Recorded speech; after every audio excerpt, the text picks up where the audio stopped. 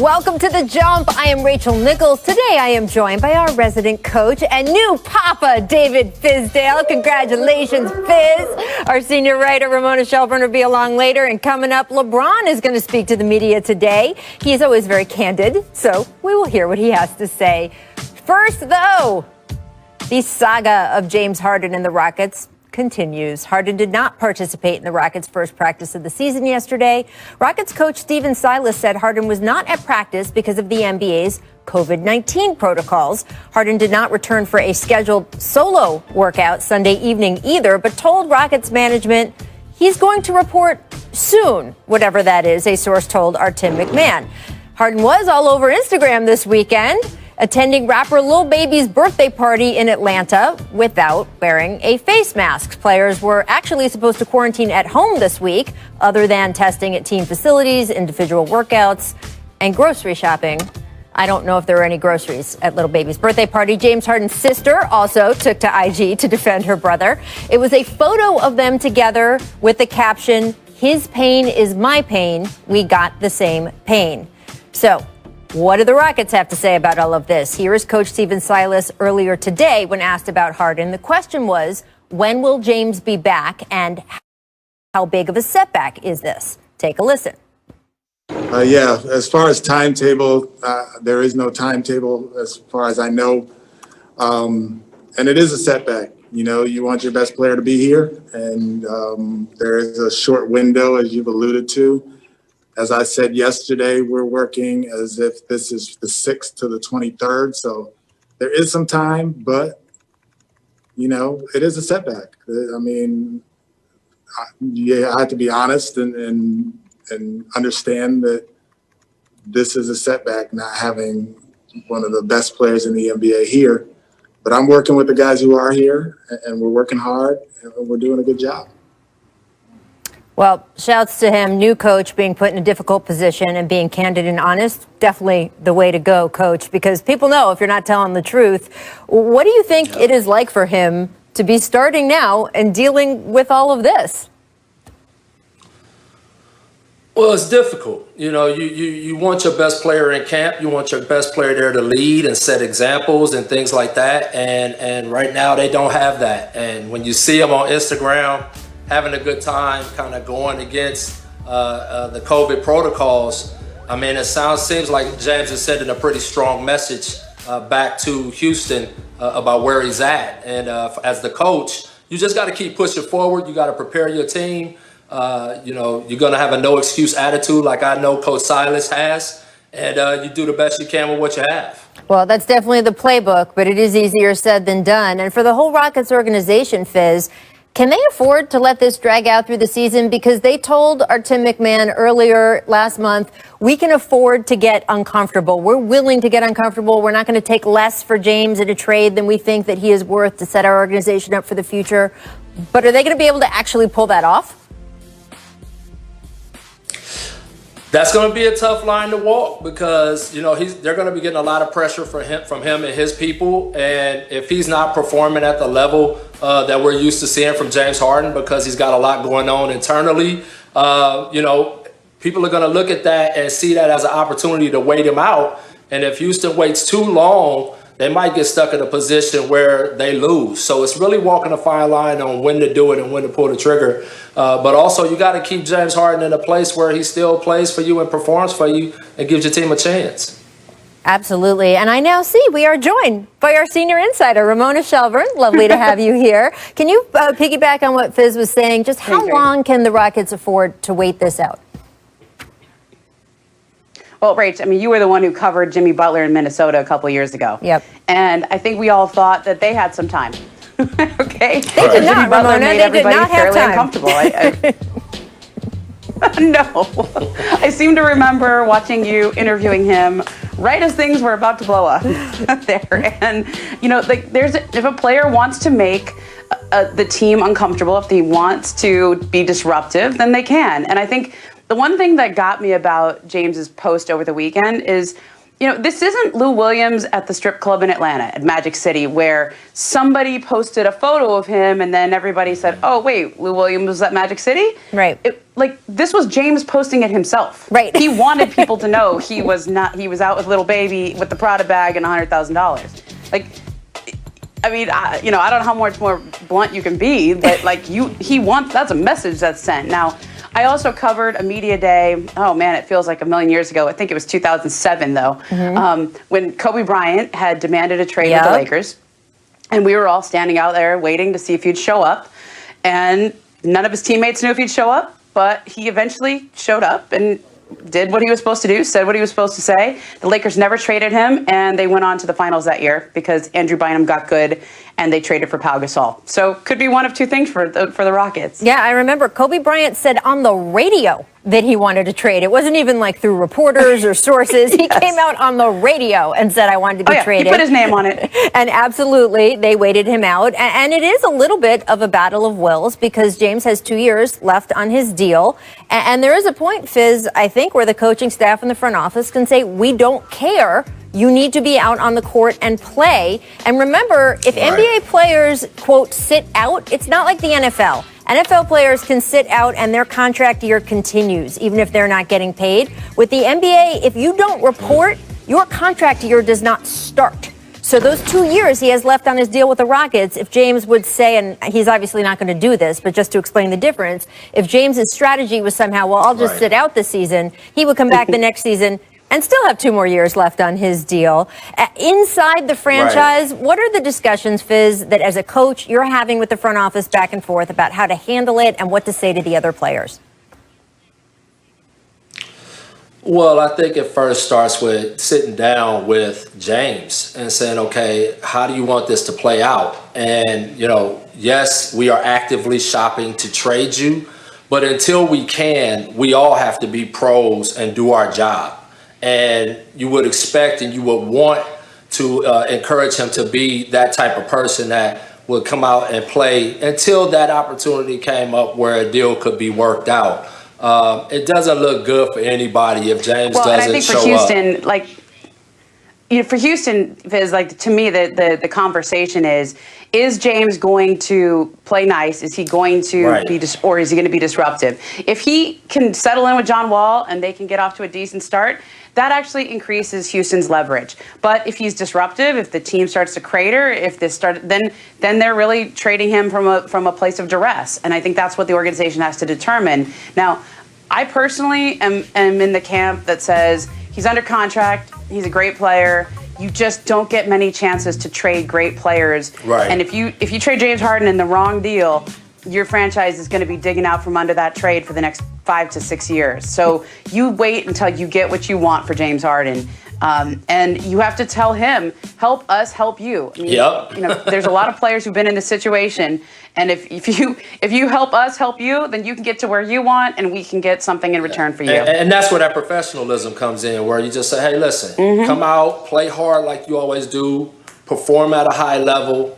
There's an expectation of James Harden when he steps on the court from fans and from everyone in the country around the world. Be that guy and just know that we're really pushing forward to try to help you get to the place that you want to be so we can make sure that everybody wins. And look, we talk about Kobe Bryant or Jimmy Butler. Every situation is different. And one of the complexities with this situation is that the team that James reportedly wants to go to is not a team that necessarily desperately needs him, right? They've got Kevin Durant and Kyrie Irving. So I guess it depends on how much KD and Kyrie say you absolutely to the front office have to go get James. But it's not a team that necessarily has to pay a sky-high price because they're desperate for James Harden. He would kind of be a luxury on that team. So that's going to change the leverage and the negotiations here as well. We'll have to see if there's anywhere else James might be interested in going, or this saga could end up for a long time. We'll keep watching Instagram. Who knows? And by the way, Ramona, I'm glad you casually dropped that $100,000 because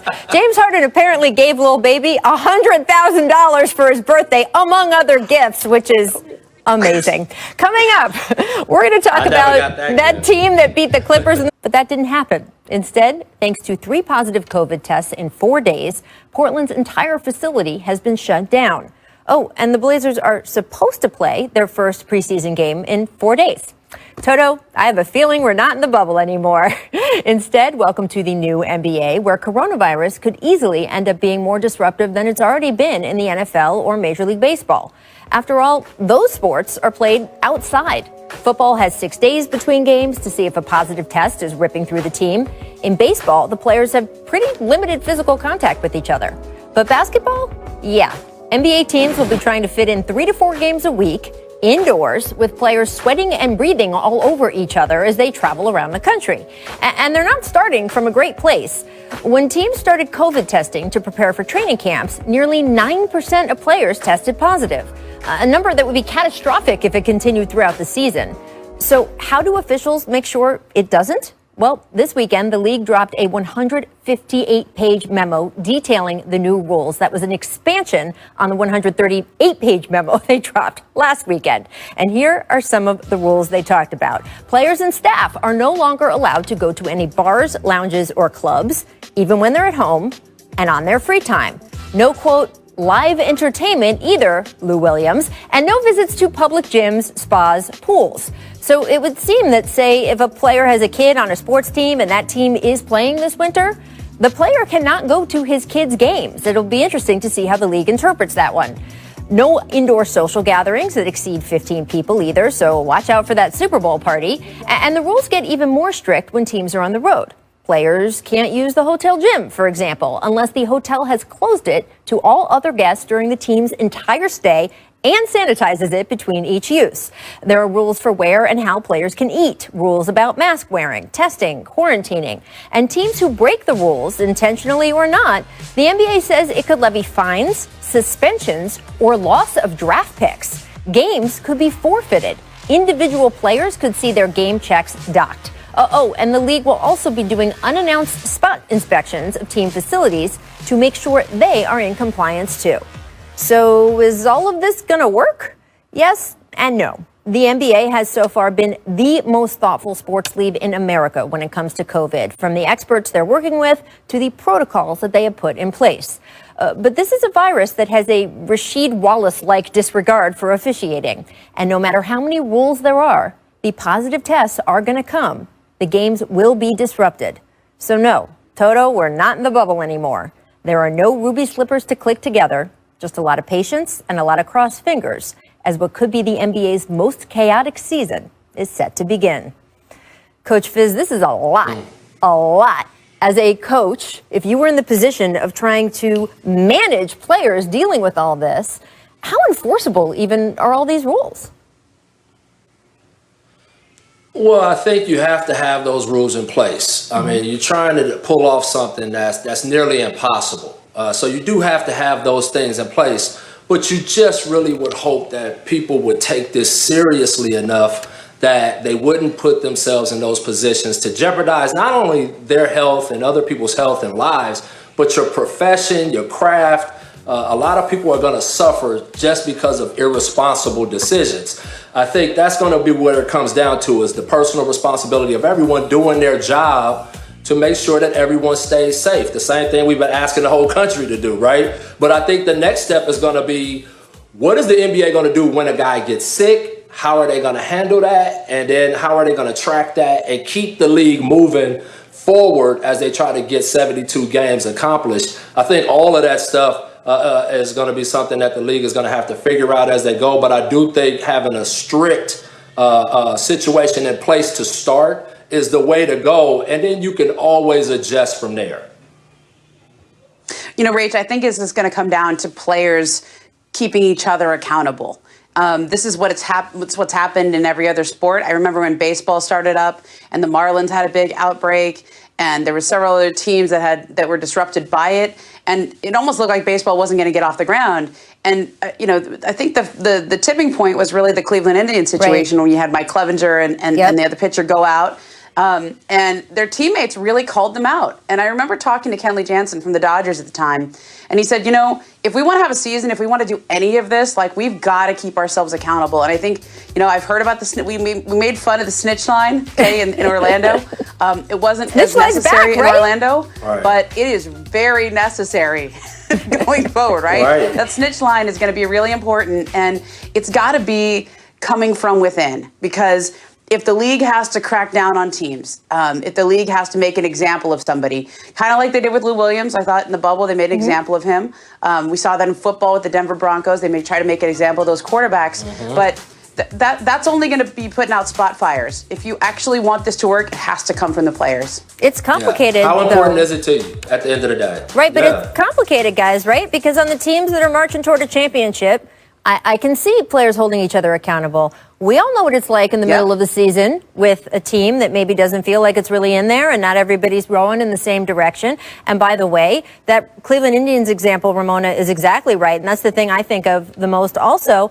But it is different in baseball, where you have a whole rotation of pitchers, and even some of the most important players can't not necessarily be replaced, but aren't as vital every day. James Harden, we just talked about in the last segment, was out in a club in a city he wasn't, according to the NBA, supposed to be in, being with people he wasn't supposed to be with, not wearing a face mask. And I don't know how things are going to feel like in the locker room when he does finally rejoin that team. But can the Rockets go out and do what they want to do this season without James Harden or whoever they trade him for to fulfill that role? No, they can't. So how much are other players in that locker room going to, quote, hold James Harden accountable? It is a very, very complicated stew.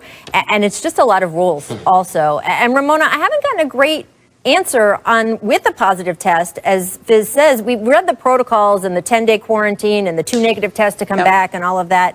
But what have you heard about how the schedule is going to change? Because if someone comes with a positive test on a Monday, even if he is isolated immediately, what are they going to do about the team that he played on Saturday night or Sunday afternoon, and the 2 teams that team is supposed to play the following next day or the day after that when they try to get 3 or 4 games a week? Yeah, I mean, that's going to be the big question going forward, because, you know, in the NFL, you can isolate close contacts and you have all week to do it. You have the benefit of time. In the NBA, you don't have that. And they've tried to mitigate this a little bit by having more of a baseball schedule where you have sort of 2 games back to back. So theoretically, it would only be 1 team that you played. So you're not going to have every night a new team that we're worried about. But I just think back on that night when Rudy Gobert tested positive, March 11th, where somebody put this graphic up on Twitter of like how many teams the Jazz had played in the last 14 days and how many teams those teams had played in the last 14 days. And it was basically the whole league. Right. So, I mean, this is a house of cards. And, you know, if you think about the way that the nature of how this is structured. Now, I'll tell you this. I know one team that has been dealing with this, and because of HIPAA laws, I can't say which player it is. But this team, you know, there was a player that tested positive that had like practiced with some teammates, and they've kind of been sweating it out this week to see if any more of them, this is away from the court, but they sweating it out to see if any more of them test positive. Turns out they're all okay. Everybody was fine. But what the NBA is hoping is that this little onboarding process is what's going to get all the positive tests, and you're not going to see, 9% again. Like they're hoping they got their 9% out of the way. Yeah, absolutely. And we still don't know really, the medical community doesn't know enough concretely about the reinfection rate and whether and how long you have immunity, autoimmunity from that. So we don't know if, quote, getting out of the way means that a lot of those players just won't get it throughout this season, or if someone can be reinfected. We will discover that as we go. All right, guys, coming up, let's get back to the basketball court, because Doc Rivers responded to Paul George's critical comments saying, everyone needs to take some ownership for what happened against the Nuggets last season. I just hope they can play this one because, as we mentioned at the top of the show, Portland Trailblazers, because of positive COVID tests, their facility is closed right now. Welcome back to The Jump. We are 4 days away from the start of the preseason. Sixers coach Doc Rivers, guys, still getting questions about his old team. The Clippers' playoff collapse, still a matter of conversation. Last week on the All the Smoke podcast, Paul George was critical of his now former coach Doc Rivers and how he used Paul in the offense. So during a Sixers media availability this weekend, Doc responded, quote, "Hey, listen, I enjoyed coaching him, so not a lot to say there. Ty Lue was sitting right next to me, so he better hope it's not adjustments. It's not going to be much different. Listen, we lost the game, and I think everybody needs to take ownership. Obviously, we can always do better. Players can play better. So as far as I'm concerned, I'll leave it there." Coach to coach, my friend. Fizz, what is your takeaway from Doc's words? Okay. Oh, no, I thought Doc handled it perfectly. You don't want to go down that rabbit hole of back and forth banter about whose fault it was and blaming each other and all that stuff. And he's right. When you lose, it's everybody. Obviously, the coach he's got that volatile gig that is often, the one that takes the scrutiny. But ultimately, everybody had a hand in going down, losing a 3-1 lead. So let's just be real about that part of it. And I think that it's important when you're a player and you're upset about how you're being used in the moment. It's a two-way street when it comes to conversation. You got to go to the coach's office and say, hey, how can we make this better? I remember Julius Randle walking into my office when we were really struggling, trying to get him, to really unleash. And he came to talk to me, and we talked about how we can get him playing better basketball, how we could work together on that. It's not always the coach having to go to the player. So I just think it's not a good look for Paul George doing this publicly and putting blame just on Doc. I think that's better off said behind closed doors. Yeah, look, Rach, when Paul made those comments last week, I think a lot of people took the stuff he said about adjustments and coaching to be the main thing. But I actually think more of what was important here is how he talked about how he was used. He said, I was used like JJ Redick or Ray Allen. It was all pin downs. And I know that was a constant source of frustration for Paul last year. Now, when the people who do statistical analysis broke that down, it actually wasn't right. It reminded me a little of Dwight Howard when he played for the Lakers, and he said, like, I just, I need to, I don't like to just run pick and roll, et cetera. Right. And it turned out, like, when you check the stats, it's like totally not how he was used at all. But every scout I talked to, when I would say, what's going on with Paul? Like, what do you see there? The scouts who watched the Clippers play had the same opinion, which is Paul's not getting the spots and in the way that he was comfortable getting it in years past. Now, some of that's on Paul. Like, hey, you're on a different team, you're going to get the ball in a different way. Mm-hmm. But I actually think more of that is just on the idea that the Clippers did not have a true point guard on that team to organize the offense, and they still don't, frankly.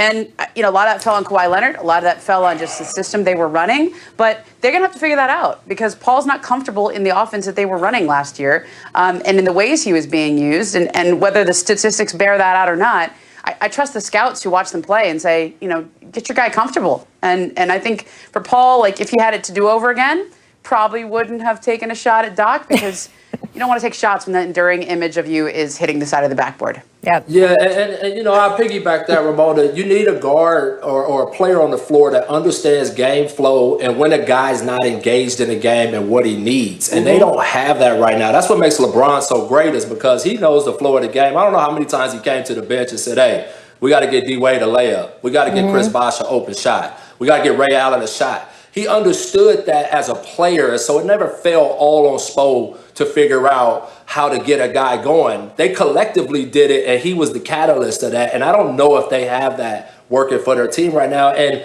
for PG, man, I would say stay quiet, grind, do your job. You got some baggage from other teams. Right now, Doc's a guy that's a championship coach. I would stay totally away from that kind of stuff. Yeah, absolutely. All right, I want to move on to another former Clipper, Montrezl Harrell, the sixth man of the year, has switched locker rooms right down the hallway, Ramona. Another chapter to the ongoing LA rivalry. Yesterday, he was asked about new teammate LeBron James. Take a listen to what he had to say.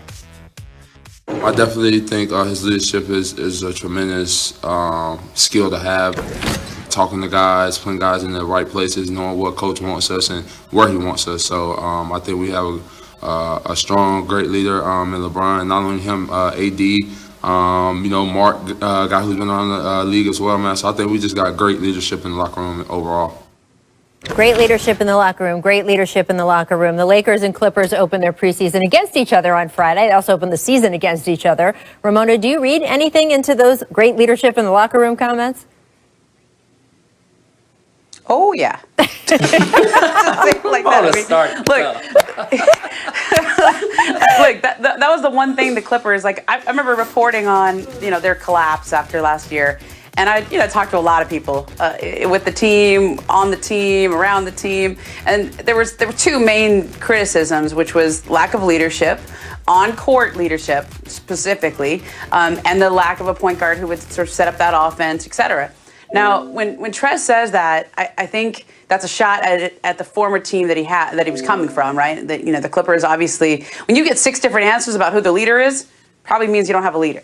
probably means you don't have that really strong leadership ability. And Rach, you and I have talked about this a lot with LeBron, and it's one of those intangibles that I don't think he gets enough credit for in terms of just leadership in that locker room, on that court. And when, last year we were always talking about LA, Clippers versus Lakers, and we looked at, Kawhi and Paul and AD and LeBron. And I always said, I'll take AD and LeBron just because I think they're the top two, in terms of the two of the top 5 players in the league. But I don't think we realized the leadership gap that the Lakers had over the other contenders. And I think when Trez points that out, that's definitely a side eye at the Clippers.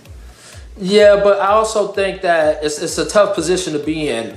He played against LeBron. When you hear a guy talking the whole game, getting everybody in place a whole game, you can't help but to marvel at that as an opponent. Yep. And so now that he's with him and he's witnessing this team building that LeBron does on and off the court, it's something that he's never experienced. And it's kind of like when I compliment the Miami Heat culture, I'm not taking a shot at teams that I worked for after.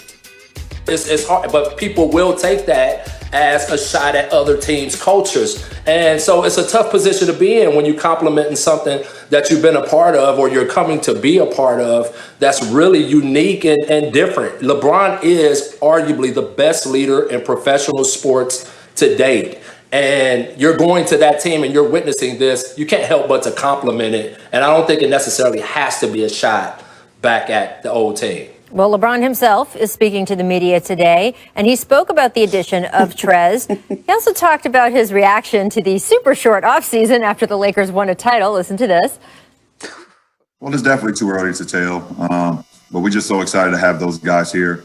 Having Wes, Dennis, obviously Trez and Big Mark. We're extremely excited to have those guys here. We're just working our habits. What was your first reaction when you heard December 22nd for a season, and how did that change kind of your off-season plans from that point forwards?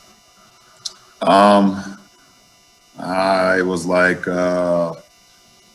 Oh, and I said,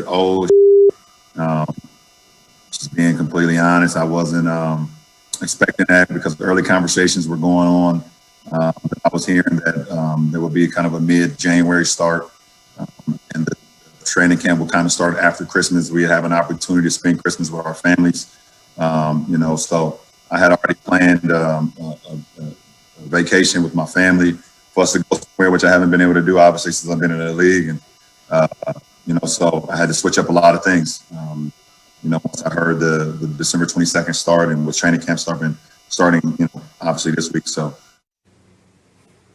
I can only say to LeBron that you'll have Christmas morning with your family because your game isn't until later in the day. Fizz, you coached LeBron for a while. How much pressure do you think is on him to essentially play every big game this season despite being in year 18 of his career because the league looks to him to help ratings, to help in this shortened season, to be a presence? It's not just playing for the Lakers when you're LeBron James, right? Yeah, he's playing for the world. And come on, LeBron, you knew the owners was going to have you playing on Christmas, baby. There wasn't no way they was missing out on the Christmas Day game. So, and no, look, LeBron is sandbagging you, everybody. LeBron has not stopped working out. LeBron's body is in peak condition, and he is ready to go. And you look at the additions that they made to that team. Marc Gasol, Trez, two unique, totally different 5 men that bring absolute experience and talent to the team. Wes Matthews, oh my God, tough shooter. And then Dennis Schroeder is new age Rondo, speed, defense, all of the things that Rondo brought, except he's got a little bit better 3-point shot and he's younger. And so LeBron is sandbagging. Don't let him fool you one bit. He may not be happy about the start, but he's going to be ready. Ramona, what do you think? I actually felt the same way that LeBron felt when I started to hear the December 22nd date. I was like, no, we just got done. I need to chill for a minute here. But I'm sure you did too. You got back from the bubble, which is an incredible undertaking. I mean, look, this year has been like this for everybody. And I think that nobody would blame LeBron or AD or any of the or anyone from the Heat or the Lakers if they kind of got on the on-ramp a little bit slowly this year, right? If they just took a little ease into it. LeBron averaged about... Don't buy it, Ramona. I know, I don't buy it either, though. LeBron is just coming out knowing the LeBron gates. the way that we've come, right? He wants to play, right? Like, he wants to play as many minutes as possible. So I think the way that he reacts to this sets the tone because, Rachel, this is a theme I think we're going to be talking about for the next couple of years. He's got 4, all right? 6 is coming up, and it's in his 5 sights. too, And Ramona. how 5 much is an does important he number of rings for a 5 player with too. the Lakers. Just saying. That's right. That's right. And so, it may not be ideal, but when you're sitting on 4, and Kobe and Magic and all those guys that got 5 are right there, and then 6 with Michael Jordan is right there. You got a couple of years, and you got a new squad with some younger teammates who, and this is something we learned from covering the Warriors over the years. When you have new, fresh blood in there, that helps everybody because they didn't just come off playing until October. Okay, Schroeder was done early, Montrez was done earlier, Wes Matthews was done early. Like those guys are hungry. And I think that'll help the Lakers going when they restart here because you just got fresh blood in there. It is interesting, though, because you are balancing a lot of agendas. LeBron played such tough defense from the start of last season, and that made a huge difference on how it rippled throughout the team.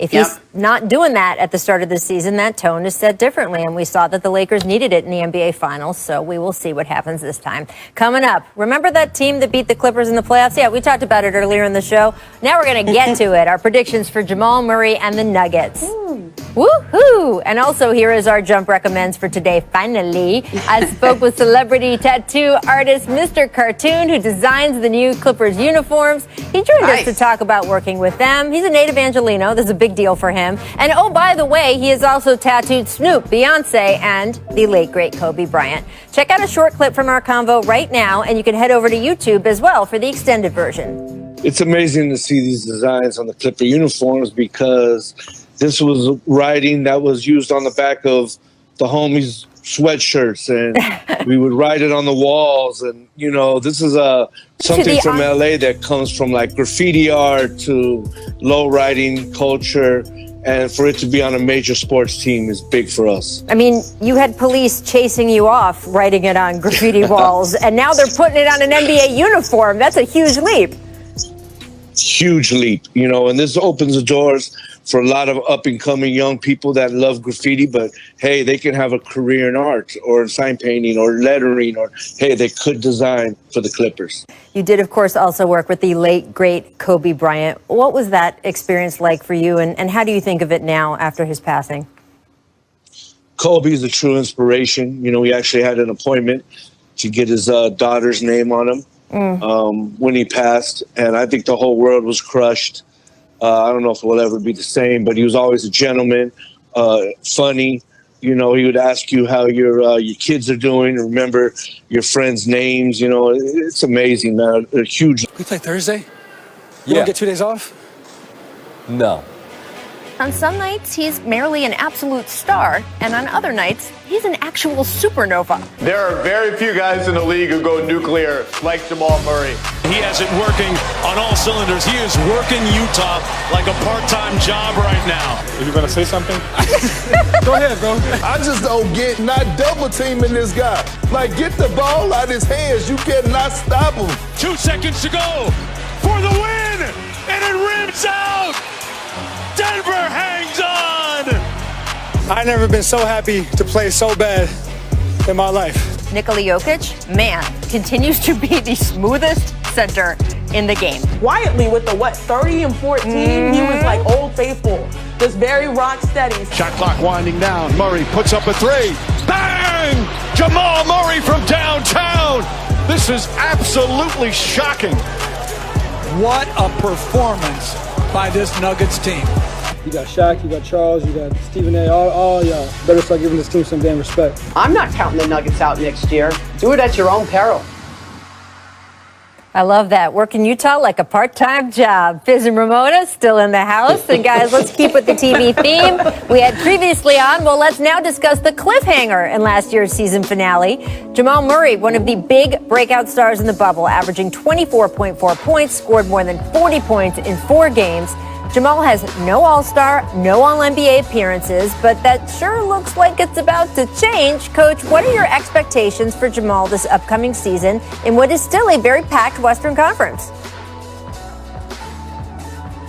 Well, I expect him to make the All-Star game. That's the next step for a guy that had that kind of playoff, who's taken that kind of jump, knowing how that makes you feel.